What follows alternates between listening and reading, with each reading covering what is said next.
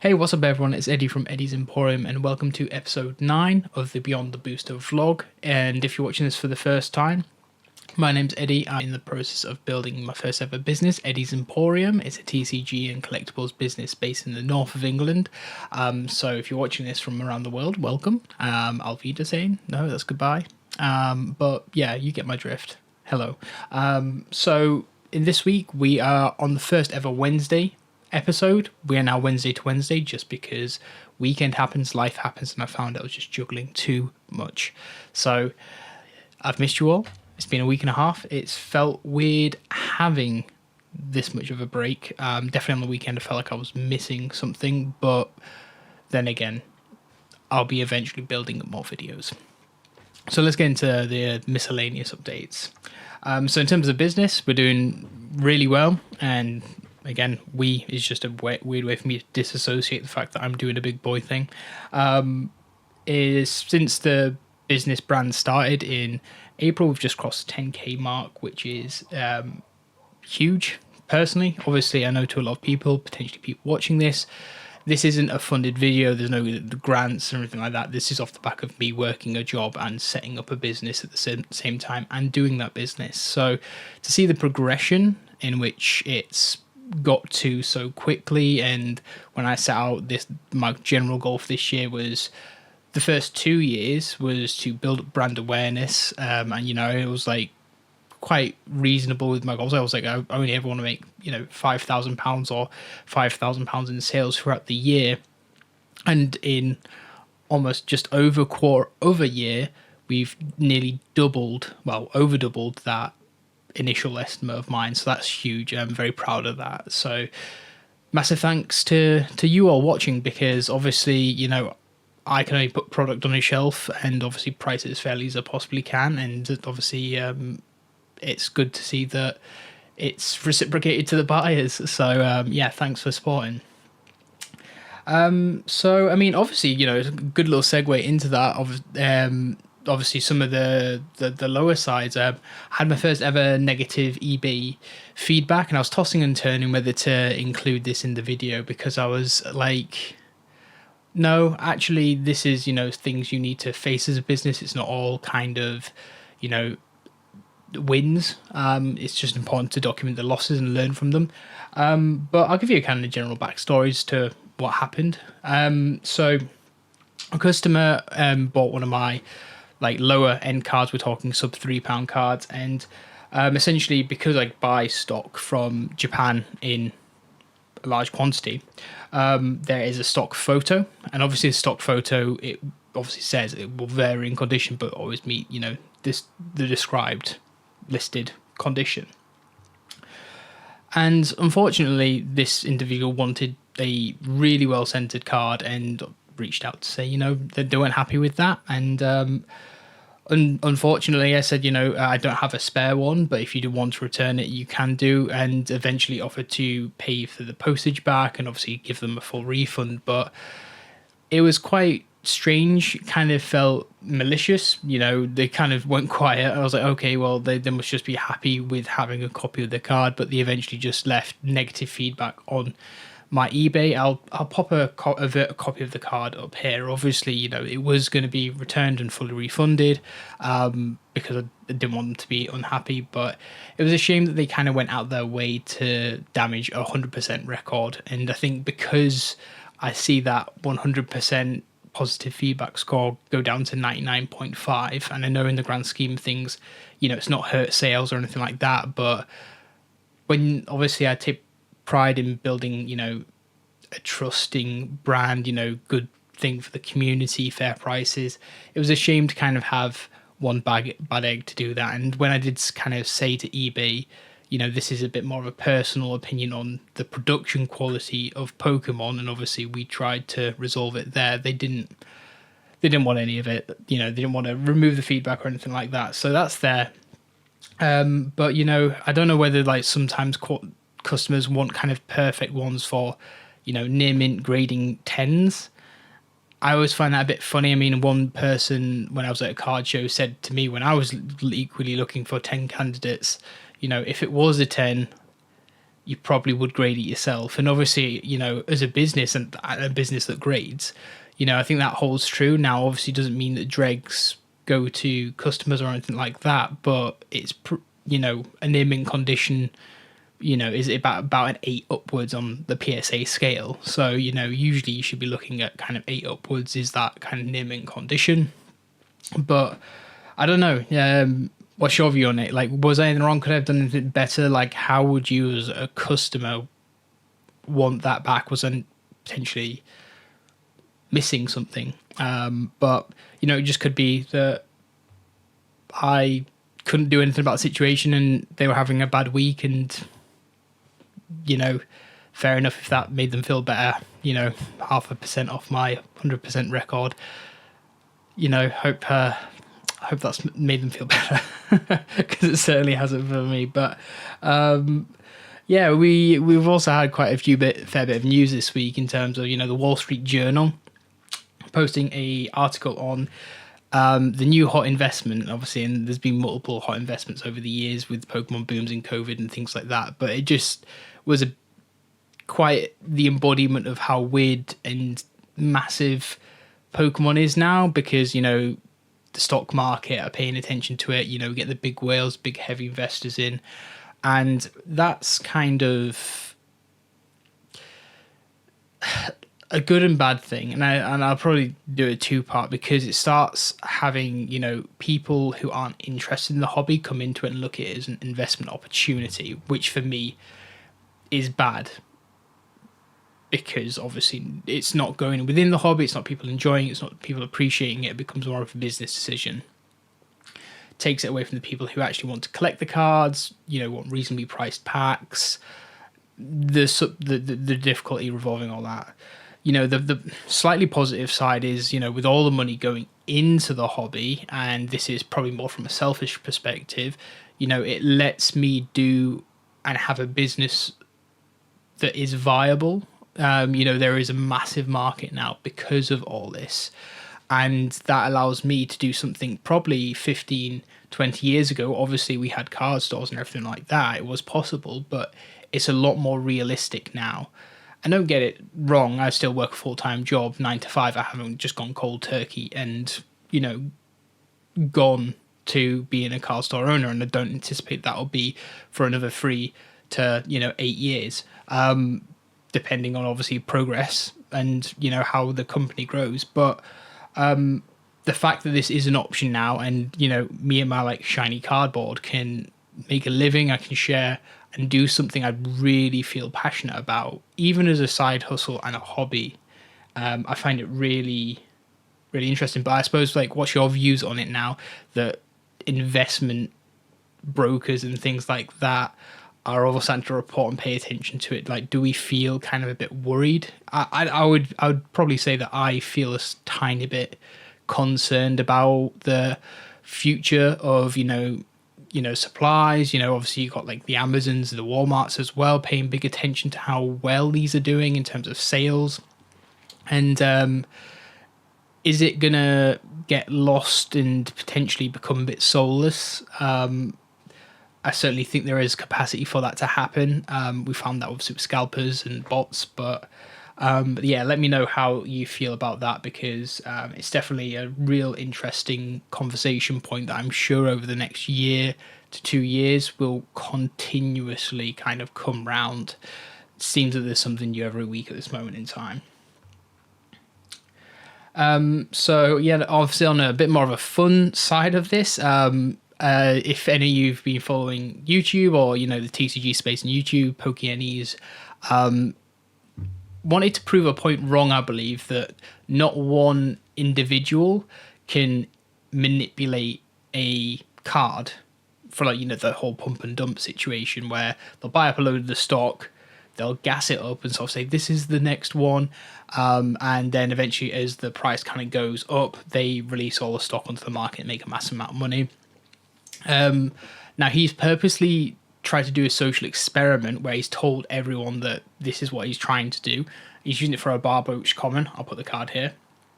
And essentially it was like a 2 cents card starting out.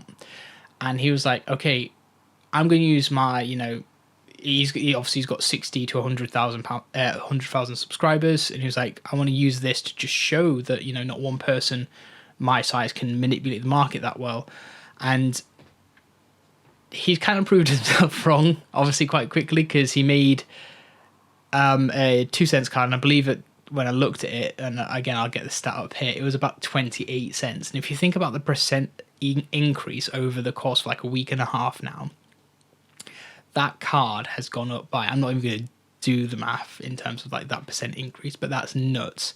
Obviously, you know, you would have to buy up like 1 million of them Barboach to do it, but it does show that like when there is hype around a card and you kind of feel that you're going to miss out, that is the valid thing, that if you've got the money and you've got the, you know, the ability to buy it by all means. But like, also be aware that a lot of people now are looking at this from not good intentions, or they're not trying to always share things from a point of, this is a cool card, I love it, I think the community will love it. Sometimes people have intentions to do otherwise. And as Pokémon has the entire, you know, front-facing audience, there's entire Discord communities. Obviously, you can imagine the bots and the Pokemon Center ETBs that just happened, where they've bought up, you know, 40,000 ETBs from the Pokemon Center, and, you know, they're almost working like a dark organized criminal group, which I know it's not illegal what they're doing as far as I'm aware, but it feels pretty illegal. And so, yeah, just be wary out there. I certainly am subject to it when things are really cool. Seismitoad is a really good example. You know, something becoming a card that's no longer going to be printed, and the price just shooting up because of hype. Because there was a potential controversial like Nazi logo in the artwork. Again, I'll show it here just in case none of you've seen it, and people are like, it's going to become banned, it's not going to be printed anymore, and nothing's happened with it, but it still remained a ridiculously high card. So yeah, it was a pretty interesting week in that one. I suppose from Eddys Emporium as well, we're in that transitional phase that I kind of mentioned a few episodes back. You know, it's weird not having as much sealed stock at the moment, because I'm in this transitional phase of having pre-orders with my English distributor, not doing too many orders from my Japanese one, while obviously I'm making up the funds and saving up the funds to be able to make these future committed purchases to my supplier. It's weird looking around, and I'm looking at all my stock right now and seeing the shelves a bit empty. While it was anticipated, and obviously, you know, there are some funds that are obviously locked up in cards that are being graded at the moment, they're also doing well, and I feel that that's going to be a really strong part of the business moving forward. The cards that I've had, you know, we're already profiting. I've got like a little profit tracker where, and if you're doing this, it's always handy for you, where you have a column, you know, your card description, you know, your grader, and what you paid for them, any grading fees, and then obviously minus any like fees on the platform like eBay and postage if you give free postage kind of thing, and it'll give you a complete profit tracker, and I just do a formula where it adds it all up for me. And seeing the numbers go up there versus if I wanted to sell a Pokemon box, like a white flare Pokemon box, you might buy it like say 55 quid, you might sell it at like 63, 64, I'm not sure what the current price is right now. That's £10 profit, but you can buy a, you know, £10-20 cards, and probably like a Gengar. I bought this Temporal Forces, or this is it.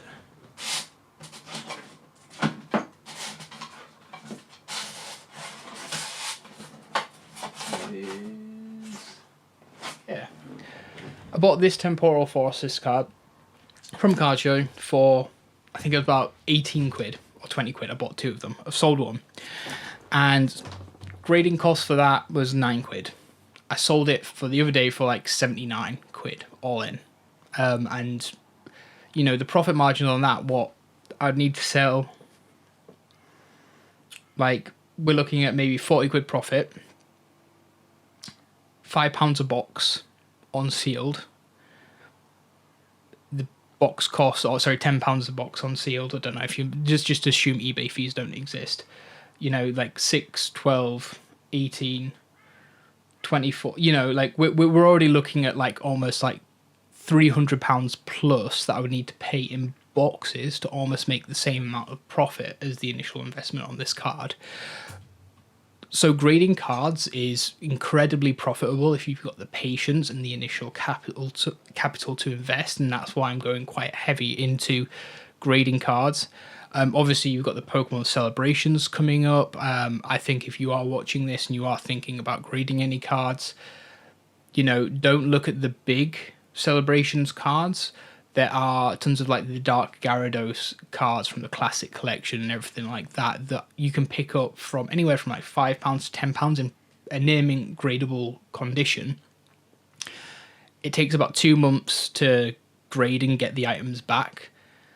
You know, you can flip that if you've got the patience. So if you think it's £9 for your card to be graded, you spend, let's just say, £9 on the Gyarados in a 10 candidate condition. You're going to be suddenly looking at £18 all in. You could be selling that for 50, 60 quid. Probably now in a 10. And then 2 months goes down the line, and that's actually your friend in this situation because you're buying something that's going to be in high demand within the next 12 months because the 30th anniversary is coming. You're suddenly going to be looking at probably quite a high incline on them fan favorite cards. Like, obviously, don't be buying any Pokemon Celebrations card and trying to grade it, but obviously, you know, play smart. Like, you know, nostalgia plays a huge part in there. That's why the celebrations exist in general, is to celebrate, obviously, the existence of Pokemon being that long. Have a quick little look. I mean, if you're interested, I always sort of say, you know, look at the card investment, look how much you can invest, because grading is expensive. Like I said, I just spent £500 on grading 50 cards, and I won't see any profit of that until at best 3 months, you know, because then I need to list them all and convert sales. And that's not something that happens overnight. So there is that, you know, you can't just get that instant flip thing that you could do for buying and selling sealed, but you'd have to spend a significant amount more to kind of get that quick flip profit versus that long-term and strategic purchase graded card flips. And obviously the great thing is with celebrations, you know, on any card, if you just sit on it anyway and it goes into your personal collection, it's only in theory, obviously, you know, you can't use the certainty word for legal purposes, will only ever really go up as long as the market's still booming the same way it is. It's not always going to be booming, but it's also something that, you know, I think it's a fantastic opportunity. But I wouldn't start your business grading cards unless you were very good at picking tens, understanding and predicting the market, and being patient by selling one card that does well. I went for the opposite. I went to start very wide with a lot of products and brands that I knew, you know, Pokemon, One Piece, Yu-Gi-Oh! And then I started honing my way in terms of what was working. But I've spent too long talking about that now. I've just waffled. I always do it every week. But on that front, in terms of like stock that I have, I pay for an eBay store subscription. So you get 250 free buy it now listings that will renew automatically, and you get 100 auctions. And I've never used the auction feature, but it was great, and I think the negative feedback comment made me start looking at it a bit differently, because when I send a card for auction or put it up for auction, I list it as the grade that I believe, because I grade down in terms of how I list. If I think it's going to just be on the side of a near mint or a potential high light play, I will sell it as a light play.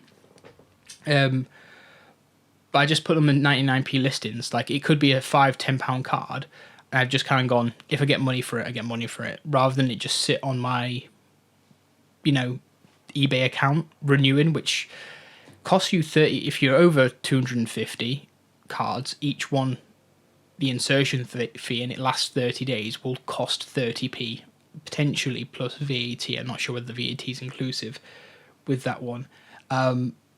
So be aware of that, because if you're already only making like 30, 40 a pound profit, in 3 months' time, if that's still sat there, you're only making 10p profit, because them insertion fees have just ate up its profit. Obviously, you won't see it quite literally on a transactional side, but in terms of like a business side, when you're looking down, it's very important. Now I'm looking a way to streamline my business where I'm almost managing around 250 or 250 plus graded cards, where I know I'm going to be making significant profit per item to justify that being able to just sit on eBay and eat them insertion fees. But the 100 free auction one keeps them moving, doesn't impact the 250 buy it now insertion fees. So it's a good option to have, because it just gets things moving. You're probably not going to have as many problems in terms of people coming back about conditions, as long as you're fair and honest with the way you're listing them on the auction place. But yeah, all the cards I've done that were light play or damaged or whatever, they've nearly all got bids on now. And yeah, they're 99p and they sell at 99p. They pay for postage. Happy campers. I've made £1. That's it.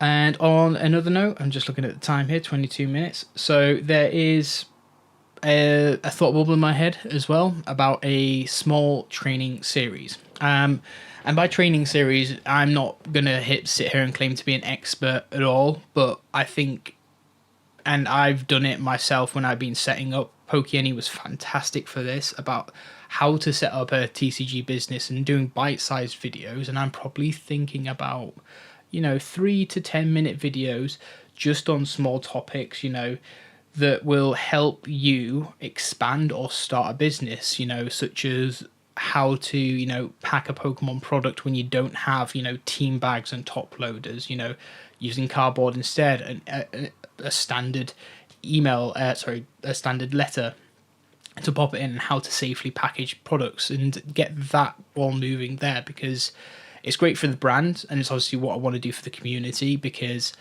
if I didn't have them resources out there that I was taken in by Pokémon or other creators, I might have not been able to start this business or be where I am now as fast in hitting these milestones in terms of revenue that I never thought that I would be able to do in the first, year, never mind 4 months. So that's something that I've started to jot down, small bite-sized videos that training series will obviously have. So if you do have any thoughts about kind of videos you would maybe like me to cover in these training videos, I may or may not be an expert in it, you may teach me something. It might be something I could learn. But the goal of that is to teach people who want to do what I'm doing and other people are doing, or just do it because they enjoy it, or just maybe they're curious, see how it works behind the scenes. So yeah, we'll do that. Let me see here. We have the a bit of sad news from Pokemon, actually. If you've seen the current video game situation, the US just had a patent or patents approved for specific game mechanics. Now, everyone's been kicking up a fuss about this because it is quite sad in terms of how, I studied video game design and production in my undergrad. So I've got a big passion for video games, the creative industry in that sense. Now, the video games industry, why I never went into it, it treats its creators horribly, in my opinion. Not every company, I'm not going to kind of typecast that, but the general AAA studios really do have a bad habit of not doing the right things and being quite profit orientated rather than, people orientated who got them there to a AAA status in the first place. And this kind of embodies it, because Pokemon have just done a grant. They've just had a patent granted in the US. Don't really know how that works in the EU, But just to give you a lowdown on them, and I'll pop them up here and I'll read it on screen right now. It's patent number 12,000.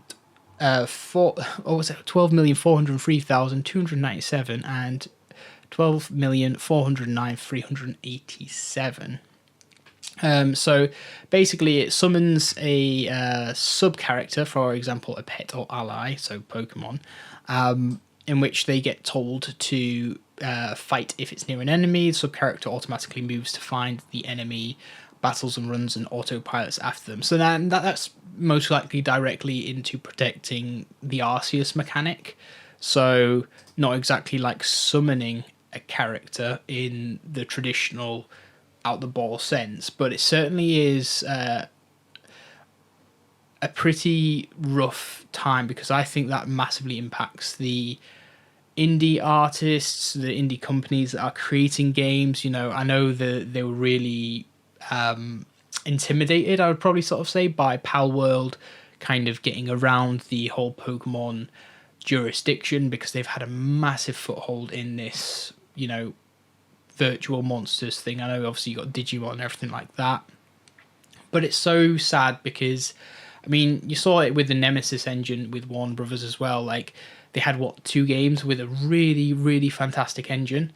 They shelved it, and no one else can ever use a Nemesis feature unless it's Warner Brothers and they give or sell the rights to it, which is ridiculous. And I think that has a massive capacity to just kill industries. Now, in the EU, we've got probably quite a few creative laws, or at least I would hope and pray that we've got enough creative laws that would probably stop something like a monopoly happening in terms of creating something like that. But the fact that the US has accepted that first patent, and the second one is a bit more simpler, the mechanics for mounting and riding objects over a terrain rather other than the ground. So I don't know whether that entails like floating or whatever, you know, whether you're like gliding over. I can't imagine gliding being one like that, but yeah, it's just a bit weird.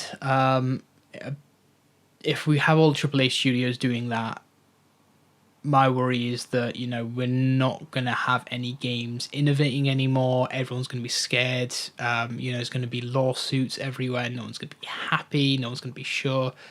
And it just goes back to all them people who got into video games in the first place, myself being one of them. Like, you know, it's quite hard right now because we're stuck with loot boxes, DLCs, pay-to-plays, pay-to-wins, you know. It just doesn't feel right. But yeah, I suppose 28 minutes, so longer. I probably had a bit more to say, unfortunately for you, this week. But yeah, we'll be back next week with another episode every Wednesday now, just for your information. But yeah, thanks for your patience, thanks for your support, and if you do have any questions or comments on the video and things I've discussed or maybe not discussed, drop a comment, leave a like and subscribe. I hate saying that, but yeah, I really appreciate your time. Thanks for watching, and I'll catch you on the next one. Ciao.